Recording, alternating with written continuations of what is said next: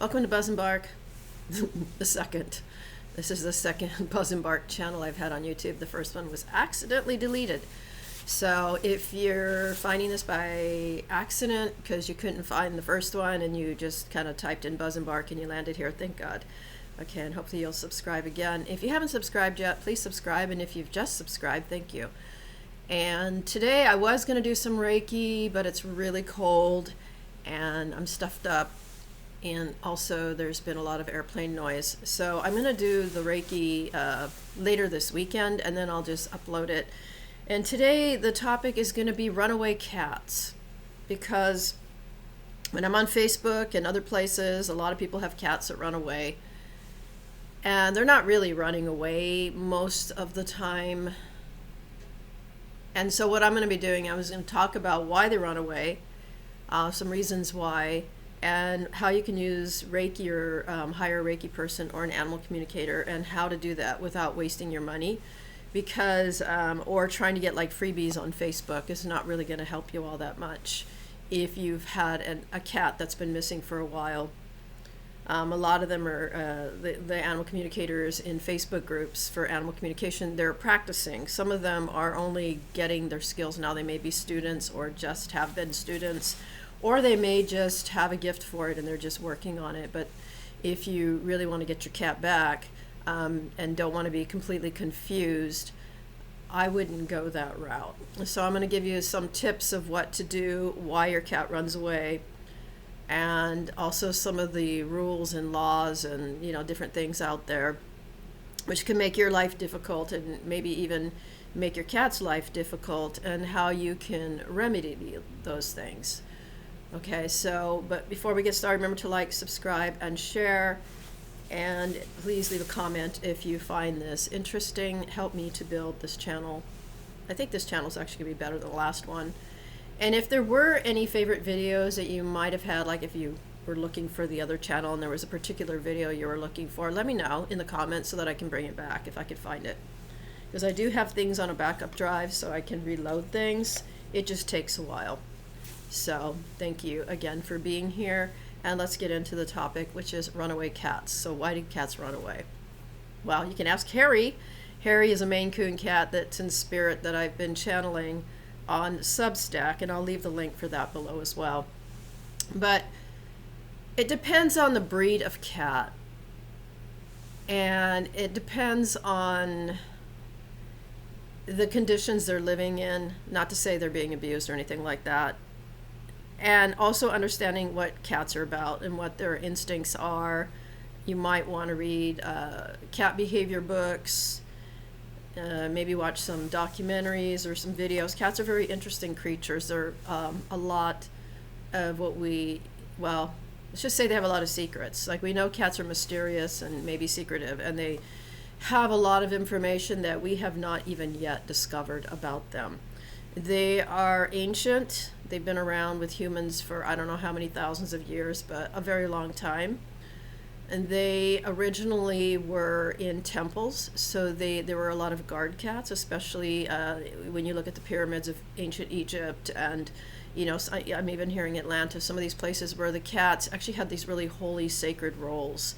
And Harry, again, the Maine Coon cat, talks about that on Substack, and he's a real cat that's in spirit now. And so I pick his brain about catness, and it's kind of funny, but it's actually kind of serious too.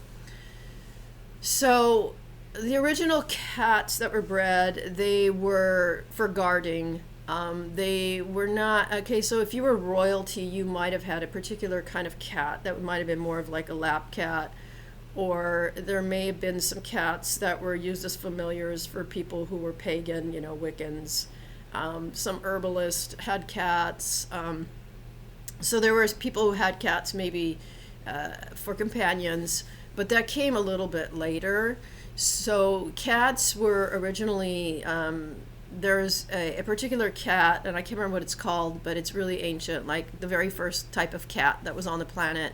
And then apparently everything else descended from that cat. And I can't remember what it was, but I think it was in Africa. And so if you look all over the world, all cultures have cats. And they all have different symbolism for cats, but then there's certain things that will all be kind of the same.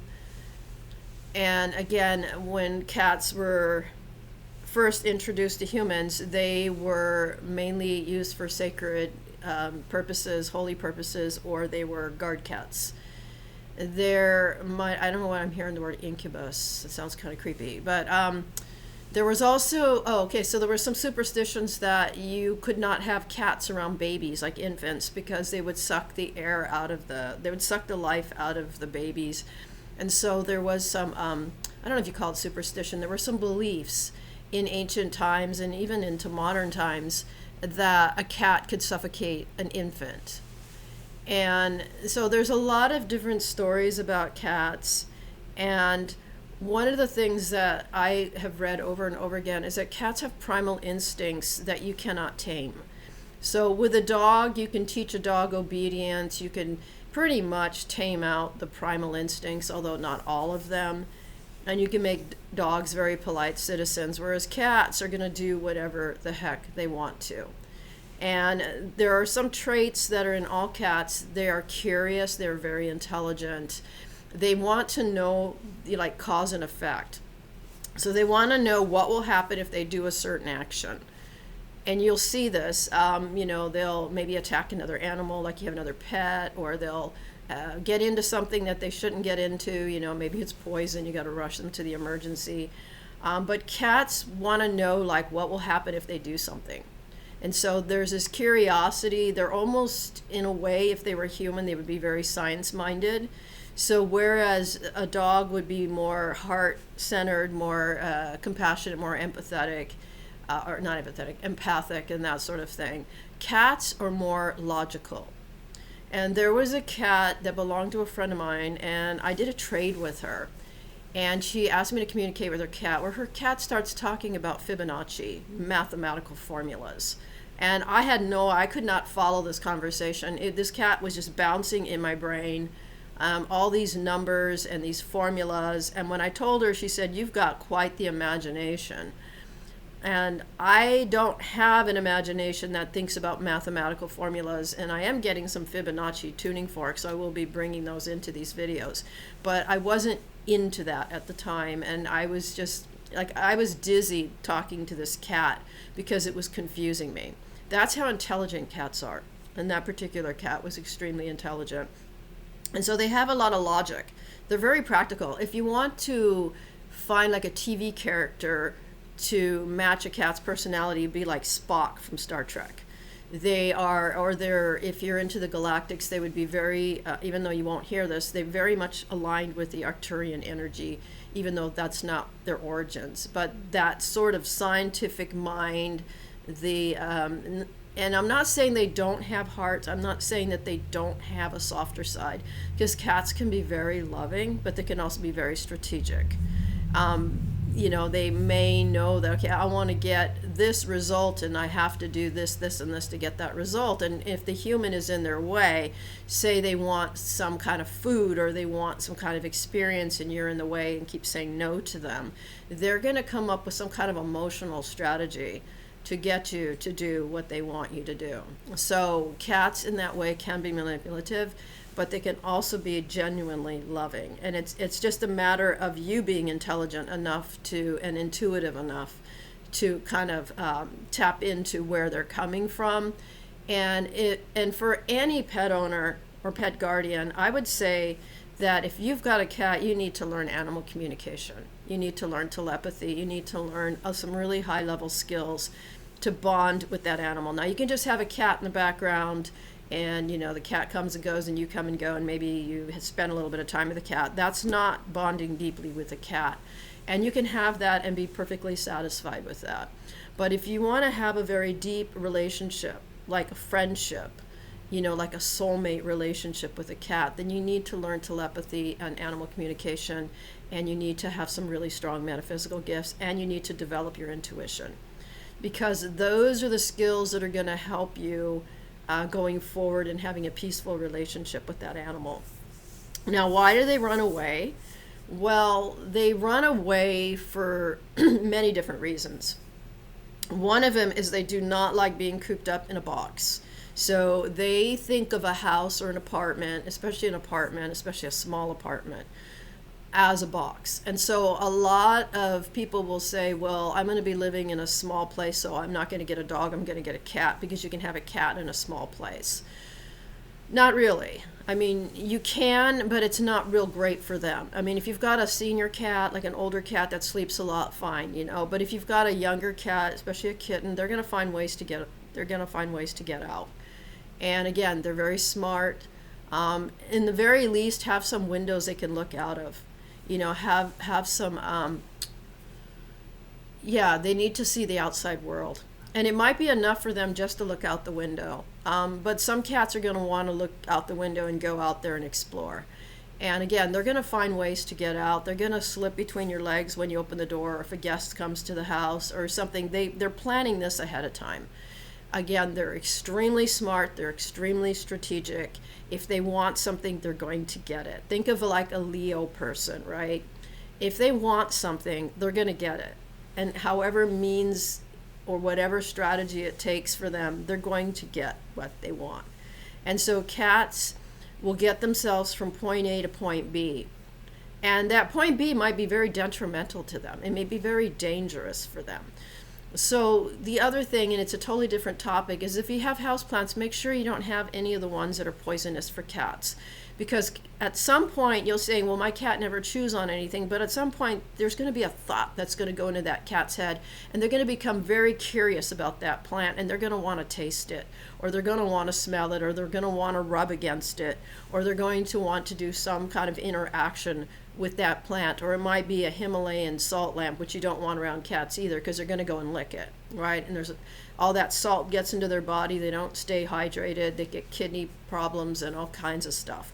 So cats are not the easy maintenance animal everybody thinks they are. You're almost like having an infant, or not an infant. It's almost like having a toddler, where you're constantly having to survey the household or whatever it is, to make sure that your cat doesn't get themselves into something that's going to harm them.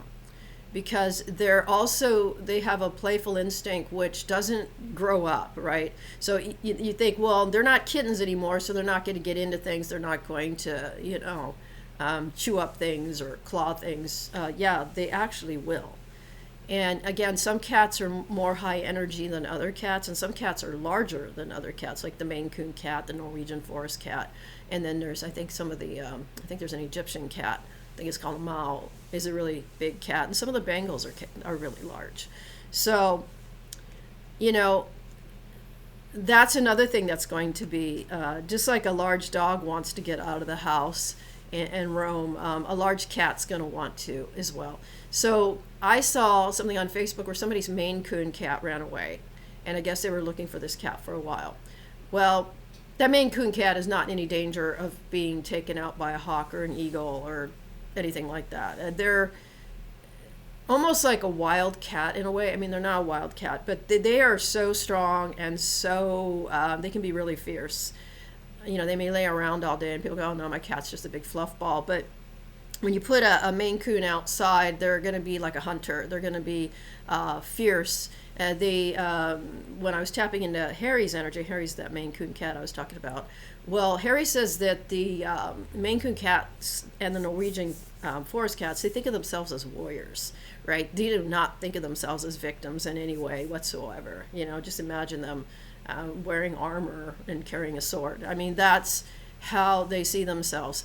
So if your Maine Coon cat, gets out of the house and runs away, there's nothing really to be concerned about as far as, maybe they could get hit by a car or something like that, but they're actually pretty smart. And chances are they're not going to go in front of a car, like they're not going to run like in front of a car. But they might, depending on the cat. But as far as other animals hunting them and things like that, they're almost, the other animals are usually in more danger than they are. And a lot of animals can also, they can, if they do their, their caterwauls or whatever it is that they do, they can actually scare the other animals away. So some of these cats, Siamese is another cat that not too many creatures are going to mess with.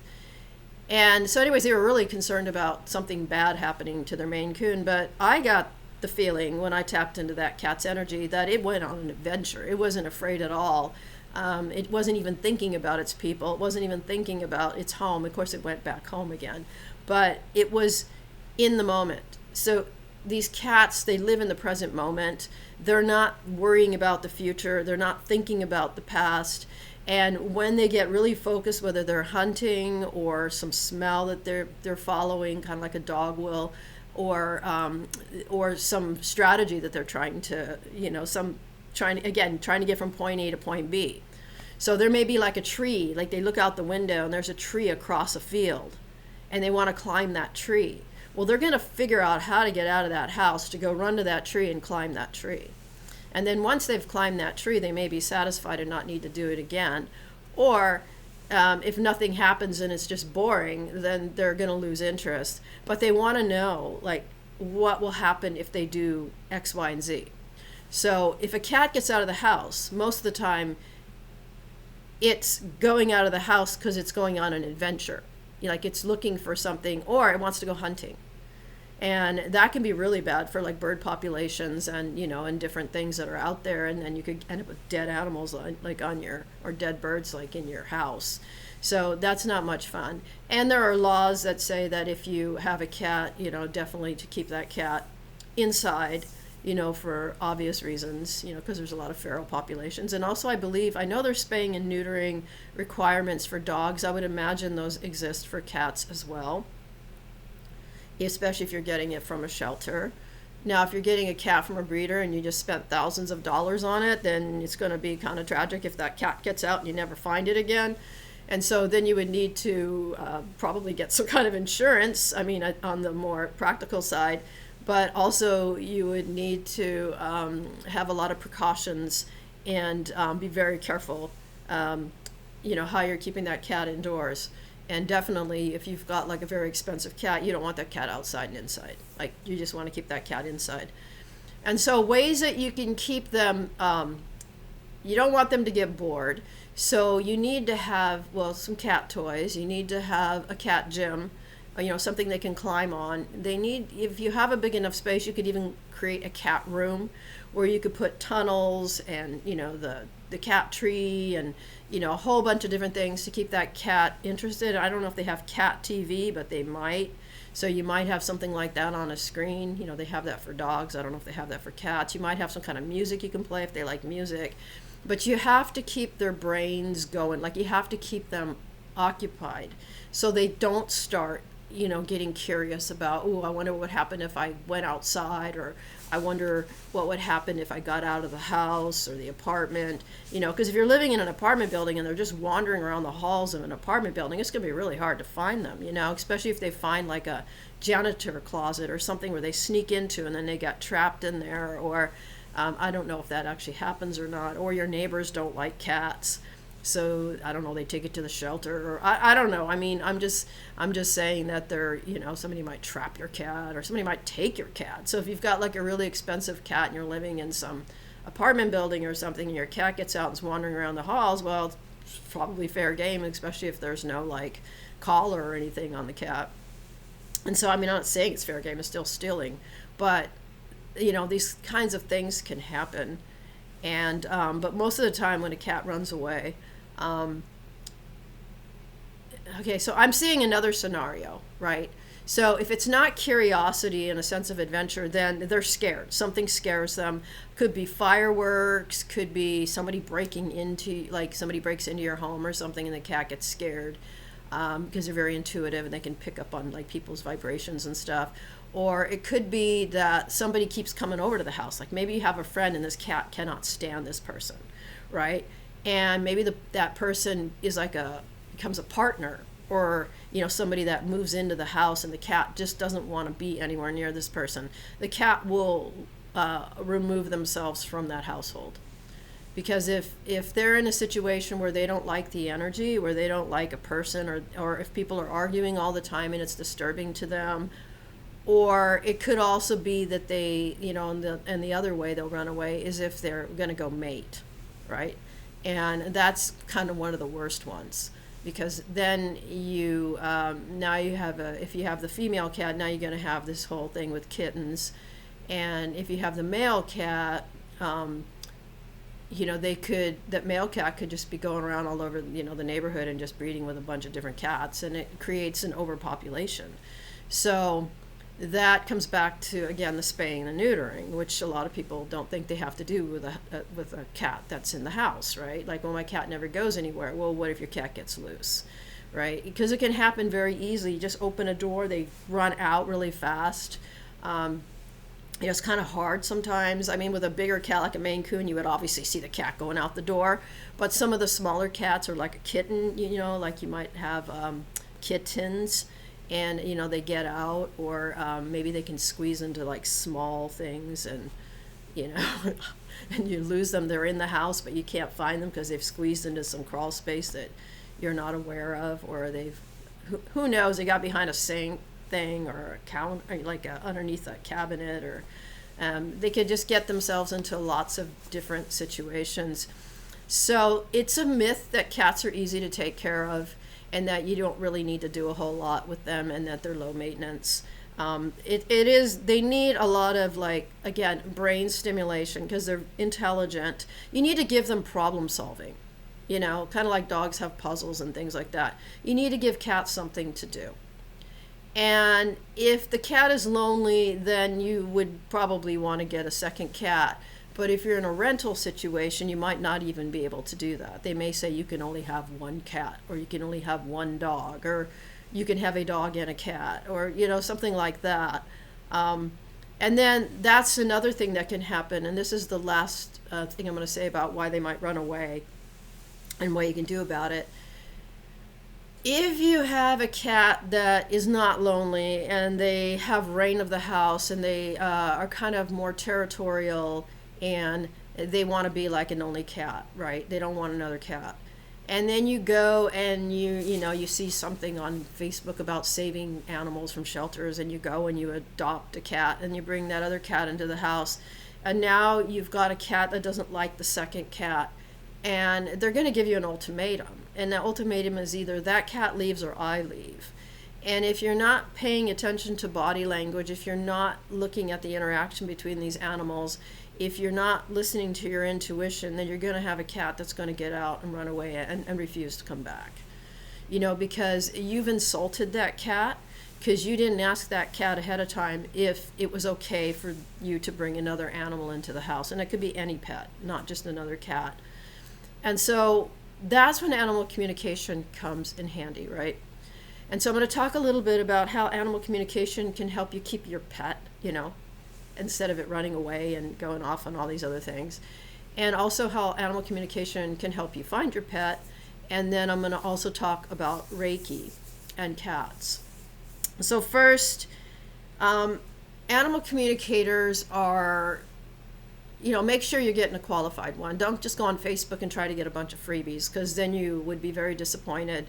And nobody's liable on Facebook, right? So if they give you misinformation or something, and it goes, AWOL on you, that's on you, right? There's no liability. You're not paying them. There's no contract between you. It's just somebody kind of chipping in and saying, oh, I see your cat in a barn or whatever, and your cat's not in a barn, and so you never find your cat. Right, so they're not liable. And the other thing is, so you want to hire an animal communicator. And animal communicators can be pretty pricey. And there are some things to not hire an animal communicator for, and there are some things to hire an animal communicator for. So if you're going to be bringing another pet into your house, that's a really good use of an animal communicator, to speak with that animal and ask them what that animal's wishes are. So if you ask that animal what their wishes are and they don't want something, but you still bring another animal in, they might forgive you because you at least asked them, right? They're at least validated, and you said, okay, I understand where you're coming from, but I still want to bring this other pet into the house, right?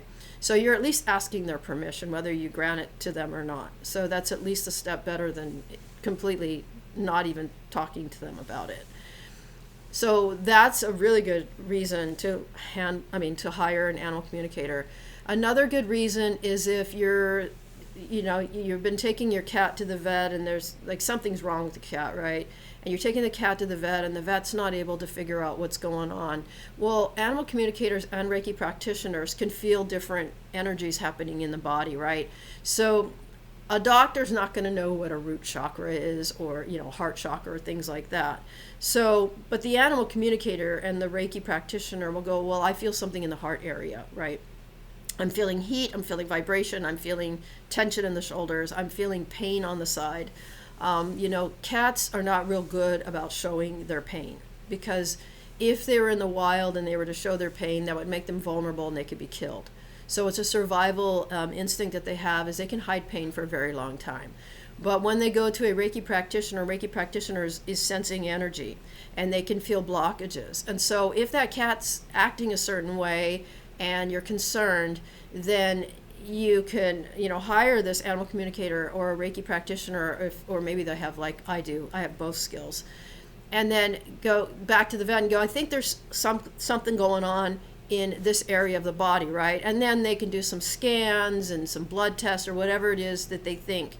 So now you've got a lot of vets do not like Reiki or animal communicators, so you have to be really careful with this. But if you don't want to tell them that you hired an animal communicator, what you could do is say, I'm wondering if there's something going on in this part of my cat's body. Can you check that out? Because you're paying that vet, right? And the vet may not want to do it, and then in that case you might have to go to a different vet. However, so the animal communicator can sense different things happening within the body. They're not going to diagnose, treat, or prescribe. But what they can do is go, I'm feeling an extreme amount of heat right there in that left hip, right? And then the cat has been limping for a long time, and the vet can't figure out what's going on. And so, then they do some scans and they find out, well, in a worst case scenario, that cat has a tumor on their hip, or, something like that. But maybe it's caught early enough. And that's the other thing too, is sometimes a Reiki practitioner and animal communicator can catch something before it actually happens. So they're seeing it on the energetic realm, but it's not yet in the physical realm. So they can say, I think there's like a precondition kind of thing where there's a blockage that's starting to form in the hip of the cat, right? And so then the cat gets checked out, and it turns out they've got like a pre-arthritic condition, and then it can be medicated or supplements or whatever the vet prescribes, and then you've just avoided a situation, or you've added some years onto your cat's life. So those are ways that a Reiki and animal communicator can be of benefit. The other one is if you're relocating and you need to talk to the cat and let them know that you're going to be moving house and that you're taking them with them, or you're leaving. So say there's a marriage, it's breaking up, and the cat's going to stay with the partner. So you need to explain to the cat, look, we're going to have the cat probably already knows this is happening, but you want to talk to the cat and go, we're not going to abandon you. This is what's happening, and just show them what's going on, and what the timeline's going to be, and what's going to be happening in the future. So let them know about that. Not that cats look into the future, but just let them know. It's very reassuring to them. So if you have kids that are going off to college, that's another thing, or just anybody coming, going, new people coming into the house. You might be, maybe you rent a room and there's several people coming over to look at it, and you ask the cat, you can have an animal communicator ask the cat what they think of all those different people, like whether they would want to live with any of them or not. So you basically, if you want to have a bond and a friendship with a cat, then you have to include them in decisions. And a way to do that, if you don't know animal communication or telepathy yourself, is to hire an animal communicator. Okay, so when your cat runs away, you might have friends that say, you should get an animal communicator, and they'll be able to find your cat for you, or a pet psychic. Now, pet psychics are really much better at finding a lost pet than an animal communicator could be, unless an animal communicator is also a pet psychic. Not all animal communicators, including me, can find lost pets. It's a special gift that some animal communicators have and some don't. So you may have to pay more. So say the one that finds missing pets is $500, right?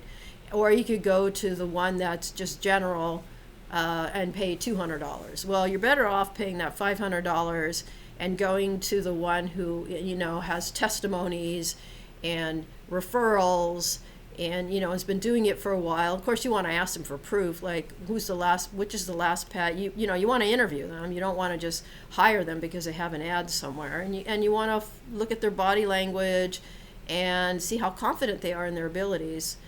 because, there could be scammers out there, with any profession. So, but definitely you want somebody with experience finding missing pets. You don't want just a animal communicator.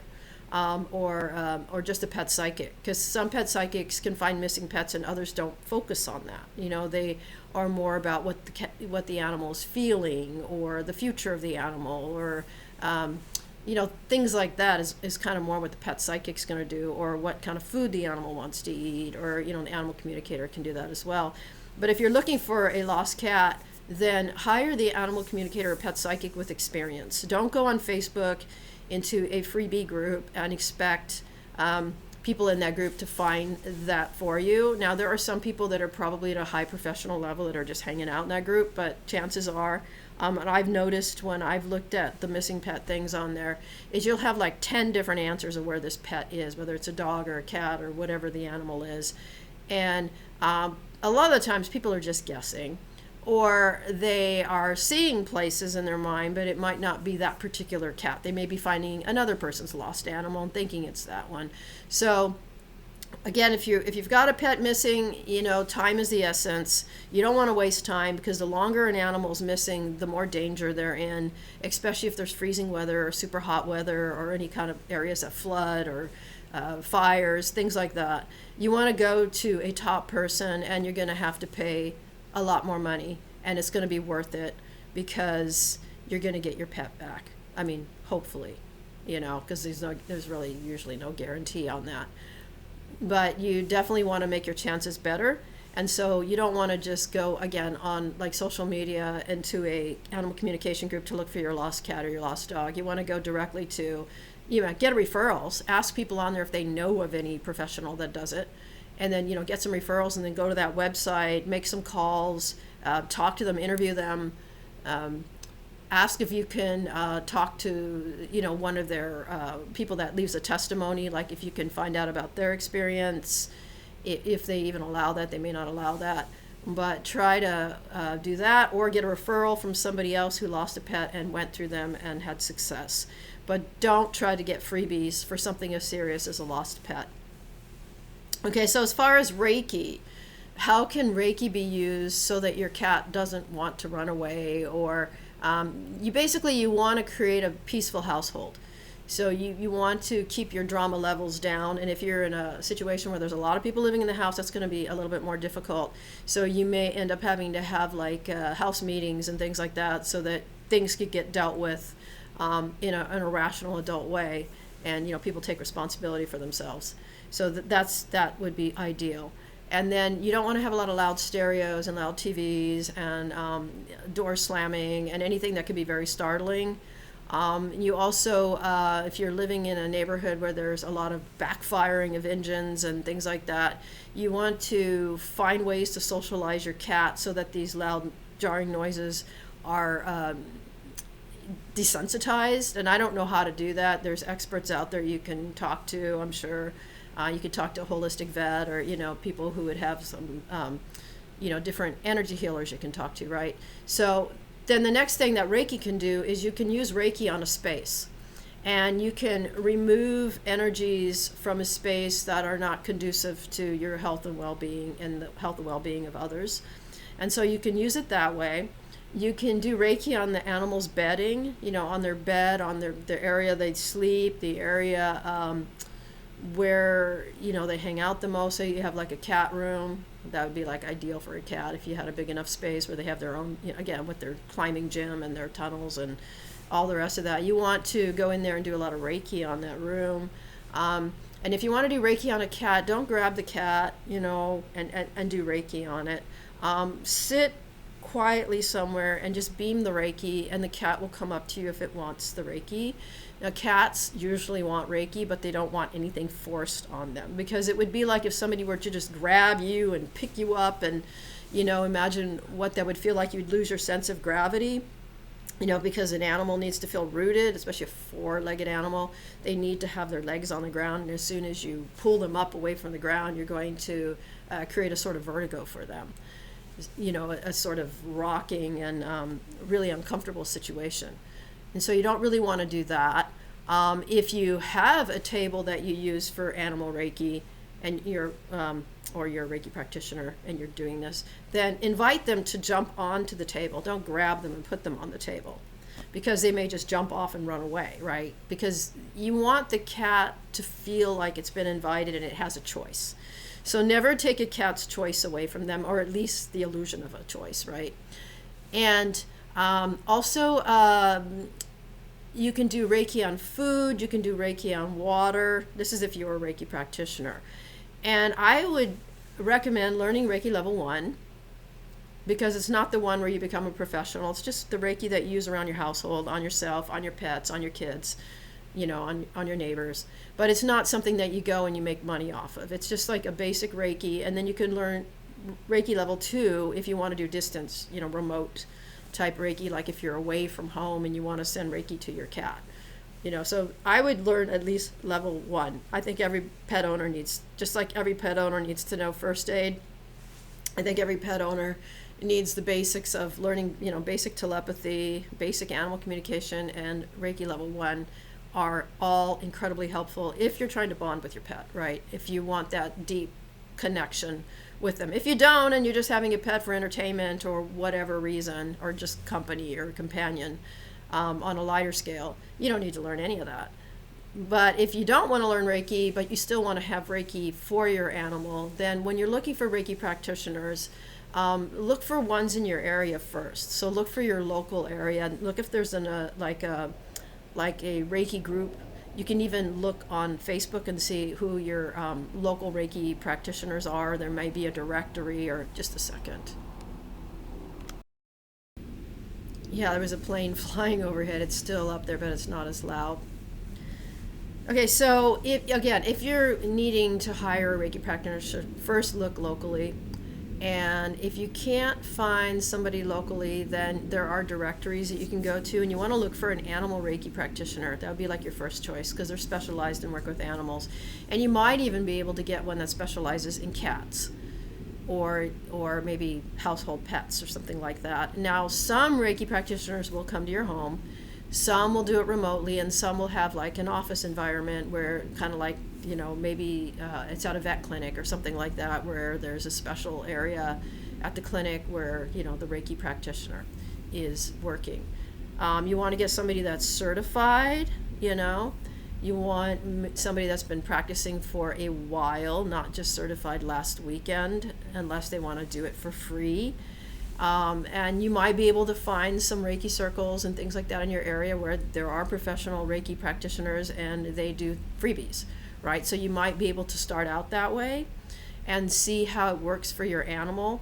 And then if you like Reiki and you think it's very beneficial for you and your pets, then you can actually hire that person that just gave you the freebie. And so that's a way to go as well. Now, Reiki is an energy healing modality. I mean, you already know that. And it clears the meridians and it clears the chakras. And it can help with things like separation anxiety. It can help, it's not like medication. It's not, they can't say your animal has anxiety. However, if your animal's showing those signs and you're already taking the animal to the vet, then Reiki is extremely helpful. Or if you learn Reiki level 1 and your cat's having anxiety, you can use that for your pet, right? You can create that. There are also calming music CDs. There's all kinds of things that you can do in conjunction with Reiki. You can set intentions, or have the Reiki practitioner set intentions for your animals. They stay safe and well and peaceful and all those things. So that's my video on cats that run away and how you can work with that. Now, I don't know that a Reiki practitioner can find a lost cat unless they're also a pet psychic. However, they might help you to keep an environment that's so peaceful that that cat doesn't want to leave, right? And some cats need peace, others need stimulation. So some need things to for their brain. And so you really want to have a combination of both of those things. And if you have a high energy cat, you definitely need ways for them to exercise, because that's going to be one of the main reasons they're going to leave, is that they're high energy and they're restless, and you're not giving them anything to exercise their brain. Could you imagine if you were just in a white square room and there was nothing for you to do, and you're stuck in there for 8 hours with no one else there with you? You're going to start going crazy. It's going to start feeling like you're in prison. And you might have a beautiful apartment. You may have you may have everything that pleases you as a human, but your animal is like in a prison, right? Especially if you're gone like 12 hours or something, or you're gone on the weekends and you're constantly gone. And this cat is just in that environment all by themselves, and you don't have a friend stopping by to check up on him, and you don't have a pet sitter, or any of those things. They're going to get bored. They're not going to like you very much, because you're not making the effort to bond with them. You're gone, right? Or you don't clean their litter box out. That's another reason they might just run away, period. They're not turning up missing with intention of coming back. They're turning up missing because they don't like the way you're treating them, right? Because it's an insult. There are things that you can do that you don't even know you're doing that you can insult a cat, and this is another reason they might run away, and I'm going to end with this. And they are insulted if you don't clean up their litter box, right? Because that'd be like you having to use a dirty toilet. You wouldn't like it. They don't like it either. If you're not feeding them at the same time every day and they don't know if they're going to get fed or not, like you're coming home really late and they run out of water, and remember, cats get really dehydrated very easily, or you put their water dish in an area that spooks them. So you have the water dish next to the refrigerator, and the refrigerators make noise, right? And the noise might not bother you, but they bother the cat. Or you've got their food in the laundry room, right, where the washing machine and the dryer are making all these noises, or it's too close to a modem, and you're basically radiating your cat. Or, so make sure that you put these things in areas where they're comfortable. Make sure that their bed is in a comfortable area. Don't put it near electrical outlets. Don't put it near heating, like if the heat's too hot or something. You don't want your cat to overheat. So there's a lot of things. You want your cat to be comfortable. You don't want them to be disgruntled. You don't want them to feel insulted. You want them to feel appreciated and respected, just like you want to feel appreciated and respected. You want to give that to your cat. And the more you can be on their level, and the more that you're making these efforts, the less likely they're going to run away, unless it's out of curiosity or just an accident where they just, they hear a banging noise and they get scared and they run, right? So that's how you keep your cat from being a runner. And also, it's really hard not to judge people whose cats turn up missing, but to refrain from doing that, because we don't really know why, unless you were hired as the animal communicator or that sort of thing. You don't really know why that cat ran away. You might have some ideas in your head, or you might have some opinions, but it might not be what you think it is. Okay, so I'm going to end here. I'm going to do a little bit of chimes and some singing bowl, but have a wonderful week with you and your pet bonding. And remember to like, share, and comment. And I don't know what's going on with this. It was working earlier today. Oh, here we go.